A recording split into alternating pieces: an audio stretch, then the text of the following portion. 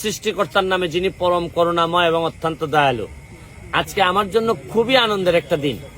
এই যে পিছনের যে মরা নদীটা জীবিত হয়ে গেছে, এবং এই মরা নদীতে জীবিত হওয়ার পর দুইটা পার ওয়াকওয়ে তৈরি হয়েছে। আজকে বিভিন্নভাবে লাইটিং করতেছি আমরা। কালকে আমাদের এই মরা নদীতে স্পিড বোট এসে নামবে, কালকে সকালবেলা স্পিড বোট নামবে। সারাদিন আমরা স্পিড বোটে চড়বো এবং পুরা 1 মাস এই স্পিড বোট থাকবে।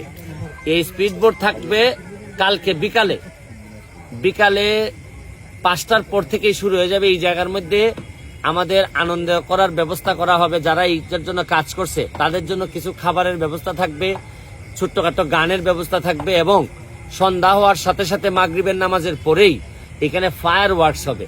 মানে হচ্ছে কি, আপনার আতশবাজি দিয়ে আমরা আকাশটাকে একেবারে মানে খুবই আলোকিত করতে চাই। এবং আমি মনে করি আর চারদিকে পতাকা, বিভিন্ন ধরনের বিভিন্ন কালার, রং বেরঙের পতাকা দিয়ে আমরা এটাকে সুন্দরভাবে সজ্জিত করব। আমি সবাইকে দাওয়াত দিচ্ছি, আমাদের যারা আছেন তারা আসেন। আমি শুধু স্বপ্নের ছোট্ট একটা নমুনা দেখাচ্ছি আপনাদেরকে। তবে স্বপ্নটা যে কোথায় গিয়ে শেষ হবে এটাও আমি আপনাদের কাছে স্বপ্নের মতোই মনে হবে। দাওয়াত দিচ্ছি, ভালো থাকবেন, সুস্থ থাকবেন। দেখতে পাচ্ছেন চারিপাশটি খুব সুন্দর আলোকসজ্জা হচ্ছে। আগামীকালকে এখানে স্পিডবোট চলবে এবং খুব সুন্দরভাবে ওয়ার্ক কয়েকটি দেখতে পাচ্ছেন। অনেকে সমাবেশ সাথে আসেন, দেখতে পাচ্ছেন।